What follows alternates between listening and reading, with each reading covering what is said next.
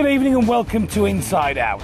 Tonight, we return to the beleaguered town of Rotherham.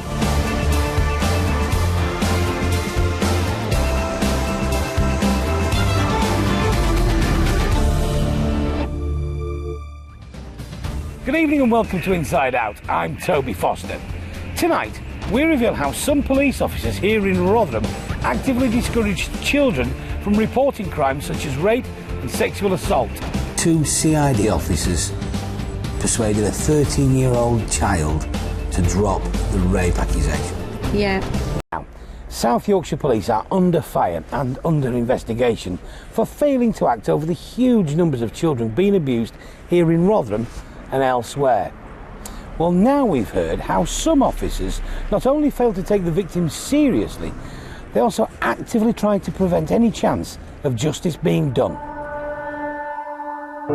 Carol is a young woman in her 20s who seems happy and confident, but she has a past which still haunts her. I was 11 years old when I met my first perpetrator. I was taken out of a children's home with another young girl where I was living, in a car with Asian men, and I had to perform sex acts on 3 men in the car. Now, you were in care at the time, so how did they get to you? Come and pick me up from a children's home in a taxi. So how many men do you think were involved? Personally, hundreds. Carol's story has become sadly all too familiar over the past few months, and she's not alone. It was actually social services that reported to me that my child was involved with sexual exploitation. They'd been obviously monitoring her, seeing where she'd been hanging about, who she'd been hanging about with. And how old was she when they told you that? She was 12, going on 13. 2 children, 8 years apart, both caught up in the web of child sexual exploitation here in Rotherham. We're calling them Carol and Jenny. They're part of a group of 32 women who are preparing to sue South Yorkshire Police and Rotherham Council. Their stories span 2 decades. The action that we're taking is a negligence case against the council for not protecting these girls. There's also a case against the South Yorkshire Police because we think that they had information which could have led and should have led to the arrest and prosecution of individuals who went on to exploit for a decade in some cases. Now, many children were too terrified to report their abusers, but Jenny and Carol, aged 13 and 15, had the courage to speak out and contact the police. So what happened next?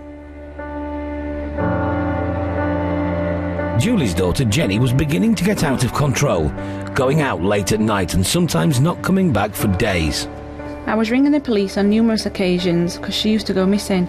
Used to have to report her missing because she wasn't turning up. And did you ever see these men? No. Did she ever tell anything about them? No, nothing about them. In her bedroom she started writing names on a wallpaper. This was in the early stages. I didn't put 2 and 2 together at the time, but now these are the men who had been abusing my daughter. I used to got accused by the police because I tried locking her in. They told me I couldn't do that because it was imprisonment. Jenny was living at home with her mum when the abuse started in 2006, when she was just 12. Carol lived in a children's home in the 90s. What were the children's home saying? I think they turn a blind eye. That night I was taken out. I was 11. The driver asked the staff, "Is it okay if we bring her back at 11? She okayed that. I was 11-year-old. Where did they think you were going? Just out. They didn't ask. That's incredible, isn't it? Yeah. That's what happens. If we wanted to go out, they'd order us a taxi and they'd pick us up and take us to a restaurant in town. Rotherham Council told us that they would be investigating the issues raised by Carol, but that they couldn't comment any further because of an ongoing independent investigation by South Yorkshire Police. A few years later, things got even worse for Carol. Aged 15, she was subjected to a violent sexual assault by one of her abusers and was left bleeding. I told the staff at the children's home I'm a social worker, and they said a police officer were going to pick me up and take me to a unit. I was going to be examined, give a statement.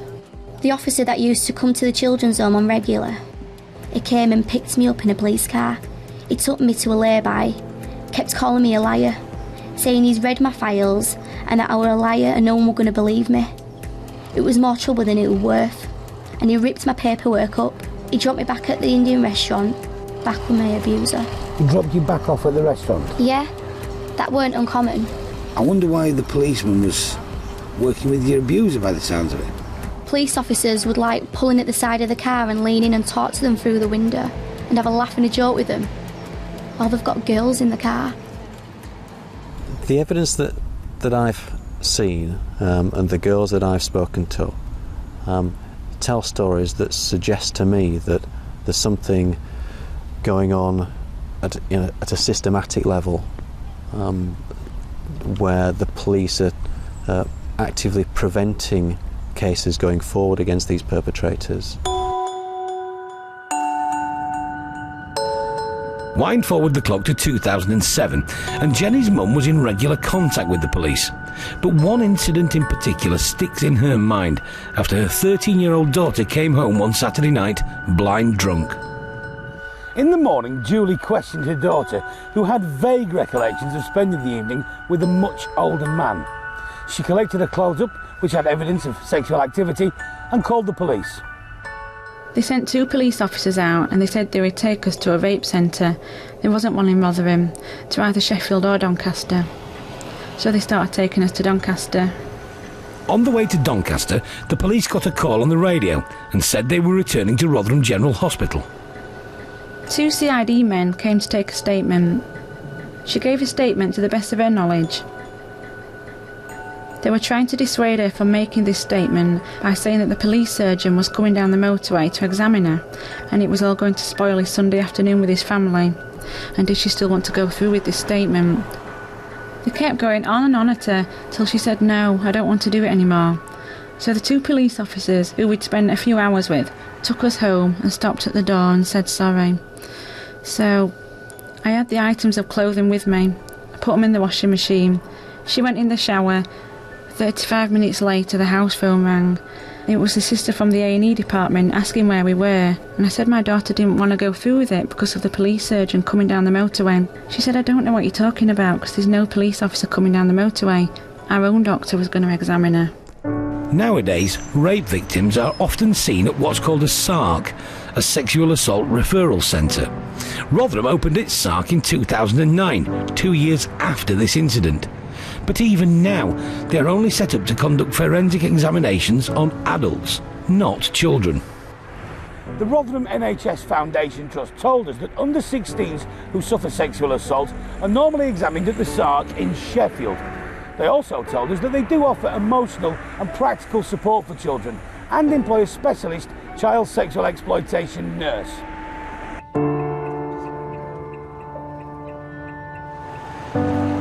So, as far as you're concerned, your daughter was raped. Yeah. You reported it to the police. Yes. They set off for a rape centre.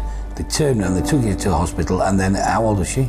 She was 13 at the time. And then two CID officers persuaded a 13-year-old child to drop the rape accusation. Yeah. How is that an appropriate way to deal with the girl who's under the age of 16 who is complaining of rape? It's beggars belief. Why would they want to allow criminals to get away with rape? South Yorkshire Police tell us that both cases have been referred to the Independent Police Complaints Commission. They're just waiting for further information from the victims' lawyers. They also point out that all frontline officers and specialist staff have now received training in child sexual exploitation. I've suffered from anorexia since I was 15, self-harming. I'm just hoping I can put some closure on it and that it's going to get dealt with properly. I mean, it has to now, doesn't it? This is very public. It can't be swept under the carpet again. It can't. And David Greenwood is at least hopeful that this might happen. I think more than 40 perpetrators are still walking around and have not been challenged about the horrible crimes that they've committed. The reports I've had are that the current police investigation is doing a pretty good job. I hope that they can build the evidence to bring these people to court. The police have told us that they are currently investigating 181 CSE-linked offences across South Yorkshire, including 60 in Rotherham. 2 of these investigations are large scale, involving 283 alleged victims and 18 potential offenders.